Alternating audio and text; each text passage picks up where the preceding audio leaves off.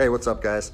So I just kind of wanted to take a couple minutes, get everybody caught up to speed on what's going on in my life. I've been getting a lot of questions and figured I'd just make a second video and answer some of the things that I've been receiving. I first wanted to say I'm humbled by the response that my video got. It's been viewed millions and millions of times. People all over the country have been calling me, texting me, sending me emails, comments, and the overwhelming majority of it has been positive. And so I think that's pretty cool because my whole thought process on making that video was trying to bridge the gap between law enforcement and the public. And I've seen both sides with open arms willing to embrace that. And I think that's a step in the right direction.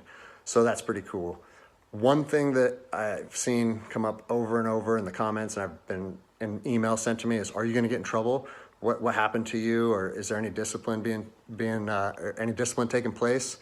And so I figured I'd take a chance and give you a little synopsis of the last 3 days of my life after posting that video.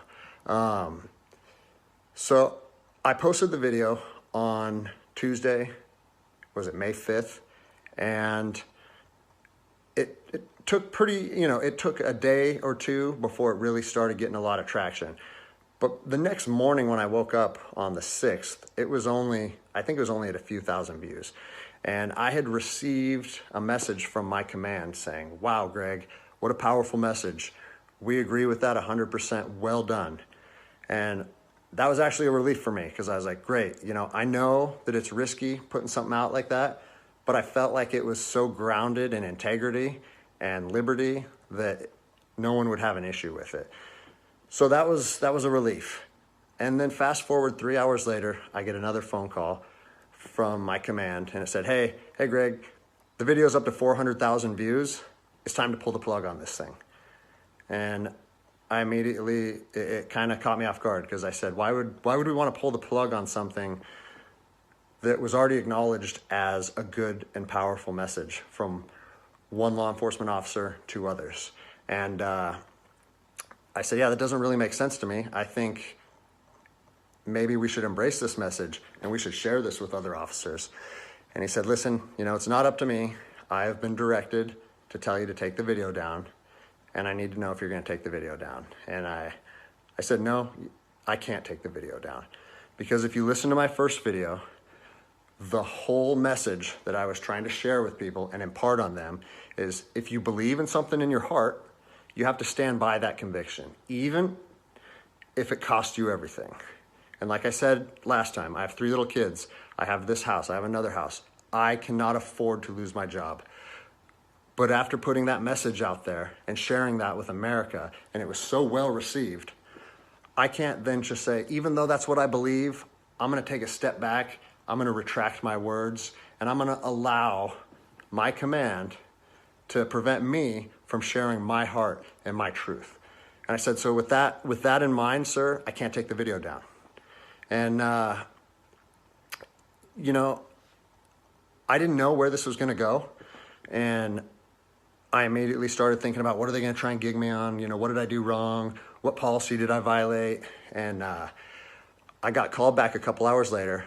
And by this time, it was skyrocketing. Everyone in the agency was seeing it. Cops from when I was an officer down in Los Angeles, they were contacting me. I got a call and it said, listen, the video needs to be taken down right now and you need to accept a letter of reprimand. Or we're going to take a very different approach to this if you say no again. Well, I'd already put myself on that hill and I had to be willing to die on that hill.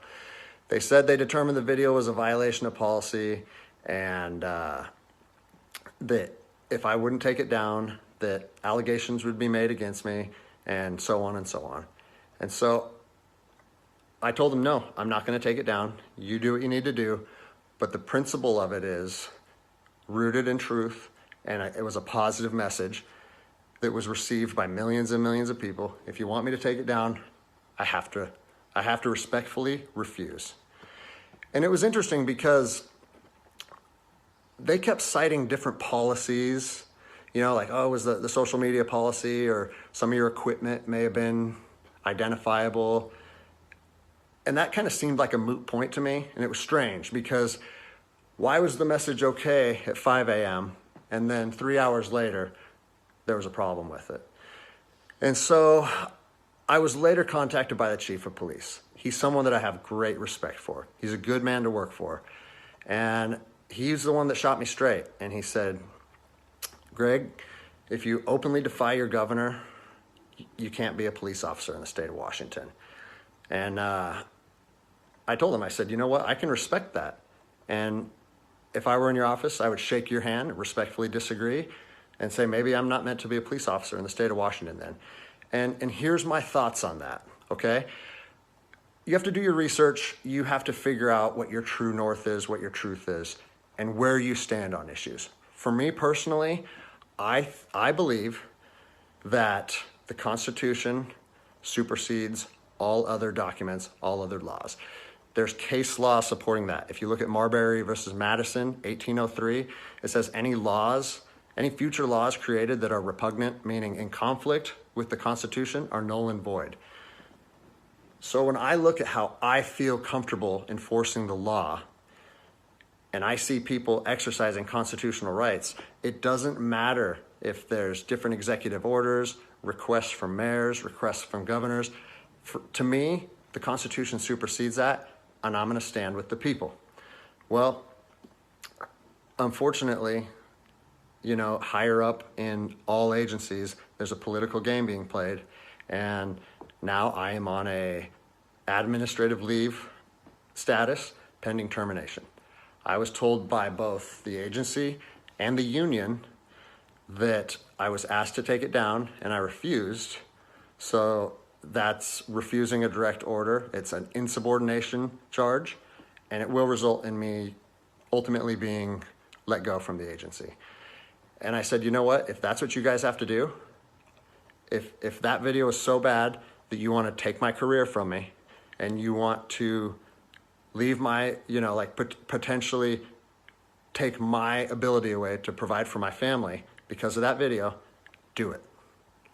Because I'm going to stand by my convictions, just like I said in my last video.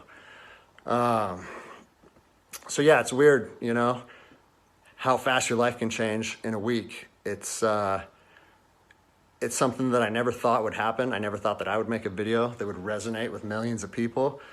But my head is held high. I'm not intimidated or upset by how this played out.